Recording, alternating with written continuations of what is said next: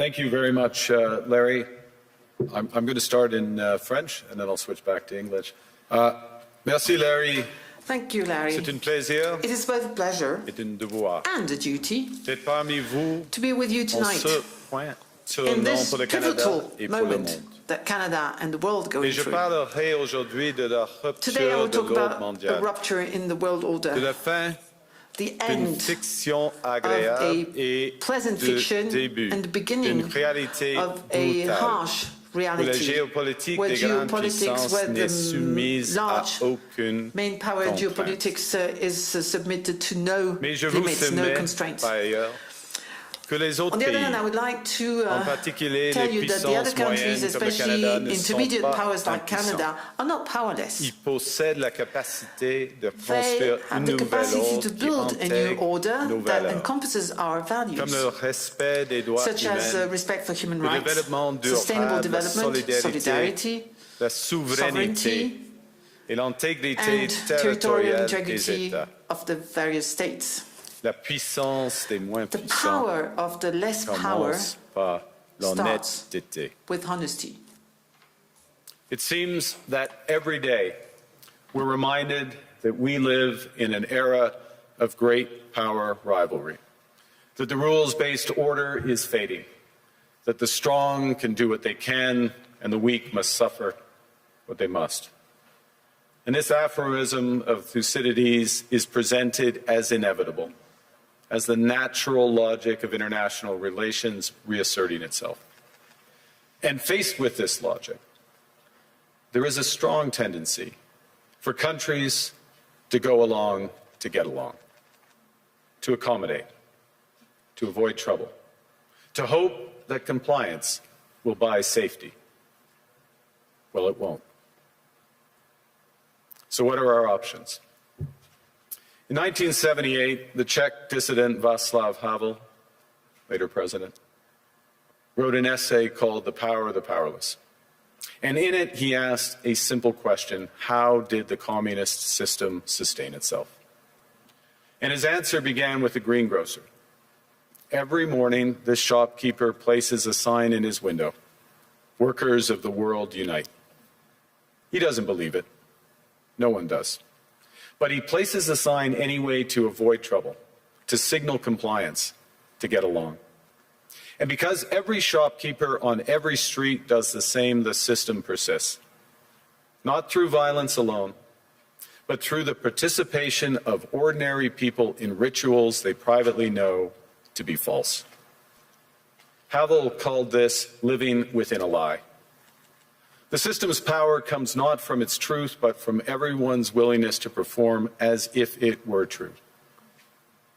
And its fragility comes from the same source. When even one person stops performing, when the greengrocer removes his sign, the illusion begins to crack. Friends, it is time for companies and countries to take their signs down. For decades,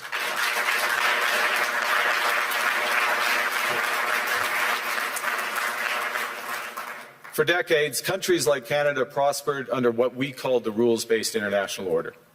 We joined its institutions, we praised its principles, we benefited from its predictability. And because of that, we could pursue values-based foreign policies under its protection. We knew the story of the international rules-based order was partially false, that the strongest would exempt themselves when convenient, that trade rules were enforced asymmetrically. And we knew that international law applied with varying rigor depending on the identity of the accused or the victim. This fiction was useful, and American hegemony in particular helped provide public goods, open sea lanes, a stable financial system, collective security, and support for frameworks for resolving disputes. So we placed the sign in the window. We participated in the rituals, and we largely avoided calling out the gaps between rhetoric and reality. This bargain no longer works. Let me be direct. We are in the midst of a rupture, not a transition. Over the past 2 decades, a series of crises in finance, health, energy, and geopolitics have laid bare the risks of extreme global integration. But more recently, great powers have begun using economic integration as weapons. Tariffs as leverage, financial infrastructure as coercion, supply chains as vulnerabilities to be exploited. You cannot live within the lie of mutual benefit through integration when integration becomes the source of your subordination. The multilateral institutions on which the middle powers have relied, the WTO, the UN, the COP, the architecture, the very architecture of collective problem solving are under threat. And as a result, many countries are drawing the same conclusions, that they must develop greater strategic autonomy in energy, food, critical minerals, in finance and supply chains.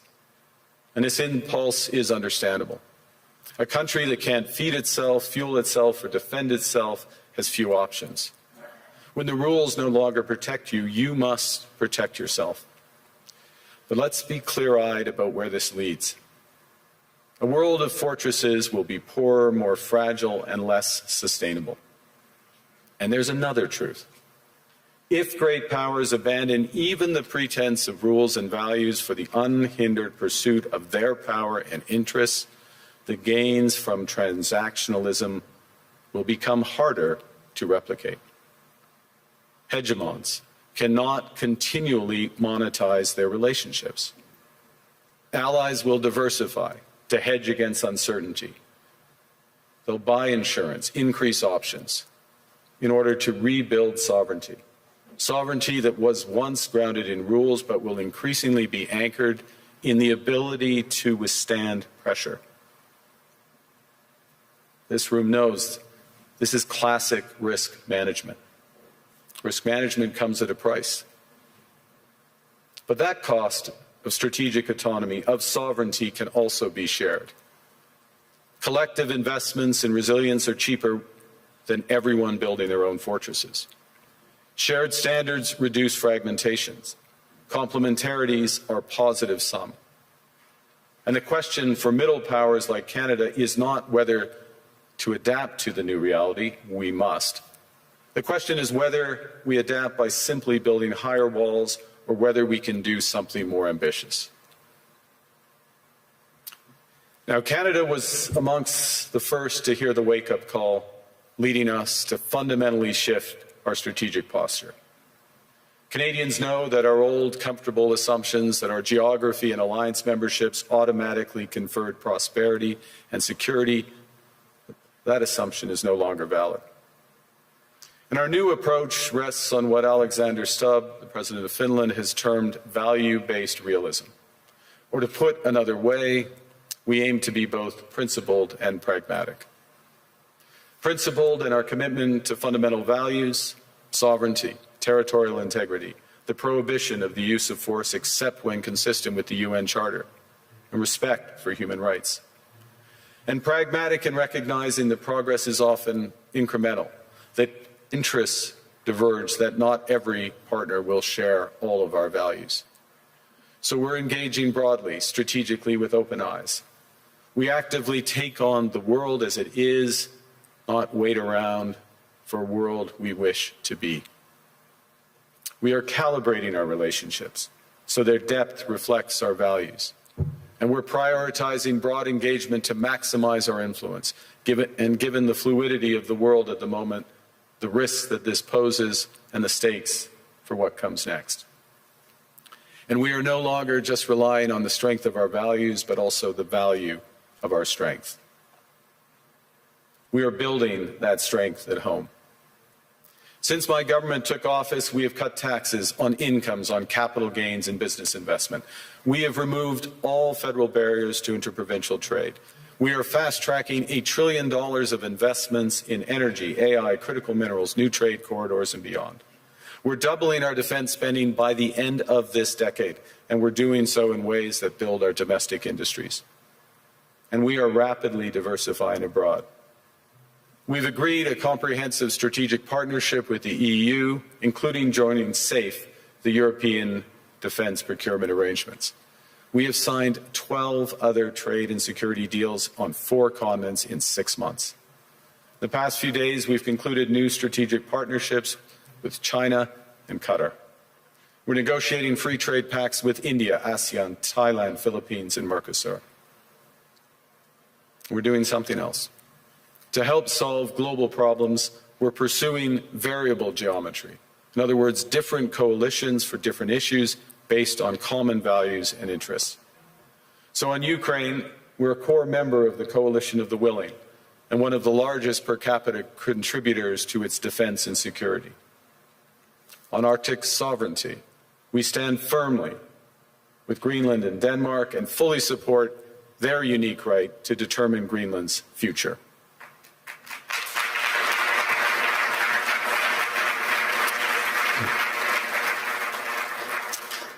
Our commitment to NATO's Article 5 is unwavering.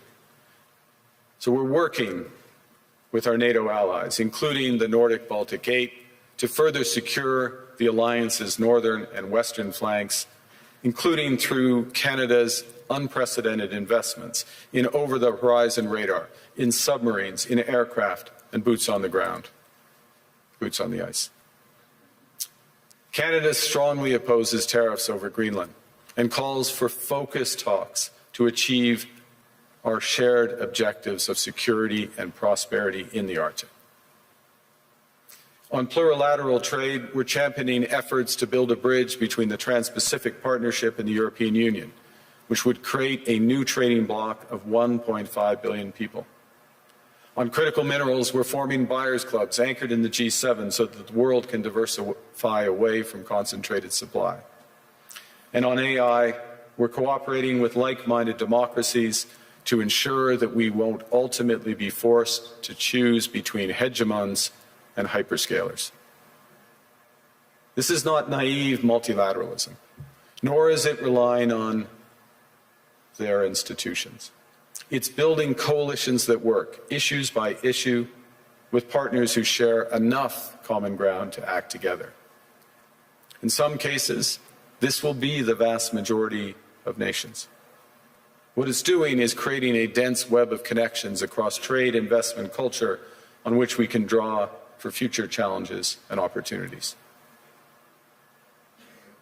Argue the middle powers must act together because if we're not at the table, we're on the menu. But I'd also say that great powers can afford for now to go it alone. They have the market size, the military capacity, and the leverage to dictate terms. Middle powers do not. But when we only negotiate bilaterally with a hegemon, we negotiate from weakness. We accept what's offered.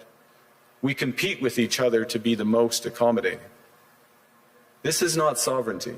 It's the performance of sovereignty while accepting subordination. In a world of great power rivalry, the countries in between have a choice: compete with each other for favor, or to combine to create a third path with impact. We shouldn't allow the rise of hard power to blind us to the fact that the power of legitimacy, integrity, and rules will remain strong if we choose to wield them together. Which brings me back to Havel. What does it mean for middle powers to live the truth? Well, first, it means naming reality. Stop invoking rules-based international order as though it still functions as advertised. Call it what it is: a system of intensifying great power rivalry where the most powerful pursue their interests using economic integration as coercion. It means acting consistently, applying the same standards to allies and rivals. When middle powers criticize economic intimidation from one direction but stay silent when it comes from another, we are keeping the sign in the window. It means building what we claim to believe in. Rather than waiting for the old order to be restored, it means creating institutions and agreements that function as described. And it means reducing the leverage that enables coercion. That's building a strong domestic economy. It should be every government's immediate priority. And diversification internationally is not just economic prudence, it's a material foundation for honest foreign policy, because countries earn the right to principled stands by reducing their vulnerability to retaliation. So Canada. Canada has what the world wants. We are an energy superpower. We hold vast reserves of critical minerals. We have the most educated population in the world. Our pension funds are amongst the world's largest and most sophisticated investors. In other words, we have capital, talent. We also have a government with immense fiscal capacity to act decisively. And we have the values to which many others aspire. Canada is a pluralistic society that works. Our public square is loud, diverse, and free. Canadians remain committed to sustainability. We are a stable and reliable partner in a world that is anything but. A partner that builds and values relationships for the long term. And we have something else. We have a recognition of what's happening and a determination to act accordingly. We understand that this rupture calls for more than adaptation. It calls for honesty about the world as it is. We are taking the sign out of the window. We know the old order is not coming back. We shouldn't mourn it. Nostalgia is not a strategy. But we believe that from the fracture, we can build something bigger, better, stronger, more just. This is the task of the middle powers. The countries that have the most to lose from a world of fortresses and the most to gain from genuine cooperation. The powerful have their power. But we have something too. The capacity to stop pretending, to name reality, to build our strength at home, and to act together. That is Canada's path. We choose it openly and confidently, and it is a path wide open to any country willing to take it with us. Thank you very much.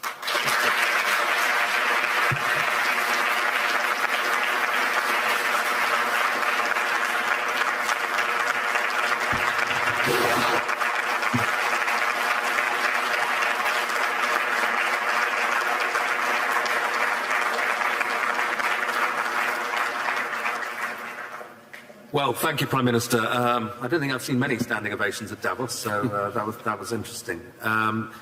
You said, there was a phrase in your speech where you said sovereignty now is the ability to withstand pressure. Isn't Canada almost uniquely vulnerable to pressure because of the extent of your trade dependence on the United States? Well, the proof is that we have been able to withstand the pressure, and there has been considerable pressure. I'll give you a couple of facts. We've actually created more jobs since the tariffs were put on than the United States in absolute number. Economy is growing at the second fastest rate within the G7. That's not there. There are pockets of extreme pressure without question in Canada, but headline, we're reacting. The second thing, and it's a fundamental point, is the recognition that we can give ourselves far more than any foreign country can take away. There's lots of efficiencies in having one Canadian market, the $1 trillion of domestic investment, and building these partnerships abroad, all of which are bigger returns than what's been lost. That's not to say we would rather not lose it, but we can withstand the pressure, and we are. And I was interested that you said basically the old world's not coming back. So you're not seeing this as a period where you just have to get through and normalcy will return. I think that is our view, and we regret it, but we're not going to sit around and mourn it. We're acting, and we're acting in a way both that's in our interests, but we believe in a way with others that's building imperfectly in steps a new system. I'll give you one example in handback, which is we are members of trade agreements that comprise already 1.4 billion people around the world. So we have the most extensive network. We are trying with others to bring some of those networks together. The most prominent example is the Trans-Pacific Partnership in the EU, acting as a bridge. It's not a direct benefit for Canada, but it is a benefit for Canada that these groups come together. Ngozi is here, consistent with the WTO rules, both of which are. And in that way, we're building back out amongst willing partners. And You talked about the need not to put the sign in the window anymore, to pretend that things are still the same. Do you think, to put it directly, that the NATO alliance is still doing that, still pretending it's the old transatlantic partnership, when it's really kind of going? Well, I think clearly NATO is experiencing a test right now, and the first response to that test has to be to respond in a way that ensures the security of the Arctic in a robust way for all possibilities. This is actually a point that we have been making in recent years. It's a point that I made at the NATO summit back in June, which seemed like a pledging summit, but also was to get NATO policies in the right direction. So I think in the immediate term, one of the imperatives is to reinforce things that Canada is doing, Nordic Baltic 8 are doing, the UK are doing, other NATO partners, France included, in a comprehensive way that provides much greater security in the Arctic. This is the test, and so I wouldn't say the NATO sign stays in the window, but we've got to meet the moment of that. You also, a big theme of your speech was the need for middle powers to work together. Yeah. But you've just been to the other great power, to China. And I think people are very intrigued by seeing that meeting. Mm. And some people say, kind of, that's a mistake, really, because you're going to make yourself more dependent on China. They're not that benign either. The US will be very annoyed. What's the defense of what you're doing, and what do you hope to get out of it? Well, the first thing is to say it's not a defense. It's building out. It's something positive as opposed to against. We're for something as opposed to being against. The second is, there are very clear guardrails in that relationship. I spoke of calibration of relationships in my remarks. That's what I mean by it. But within those clear guardrails are huge opportunities in energy, both clean and conventional, obviously in motor vehicles, in agriculture, in financial services, all of which is mutually beneficial. So it's additive. And look, it's the second largest economy and it's our second largest trading partner. We should have a strategic partnership with them. Within those guardrails, and that's what we've achieved. And it is an interesting reversal, though, because I think certainly during the Biden administration, there was this sense that the Western world was trying to decouple from China, or de-risk at least, yeah. And is now in this new world that really going to go into reverse, and de-risking from China because there are other risks is less of a thing. You need, again, many in this room, this is their livelihood, you need a web of connections.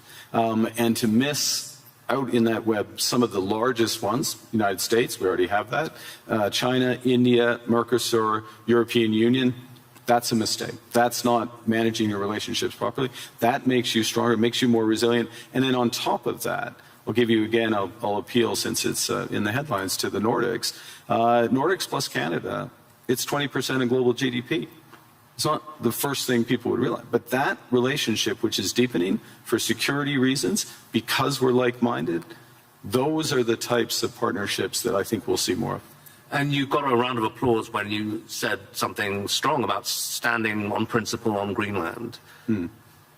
Do you think we can find an off-ramp on that? I mean, I'm sure you'll speak of it, but put it this way, if there isn't an off-ramp, where does this go?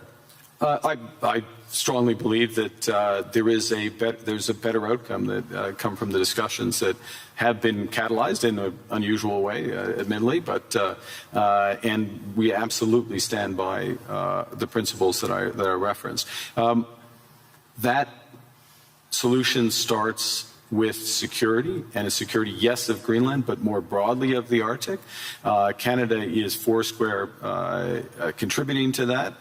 We're at the start of a major ramp up above and beyond, so we'll be a major contributor to that. NATO has to deliver on that. We're working intensively in order to do it.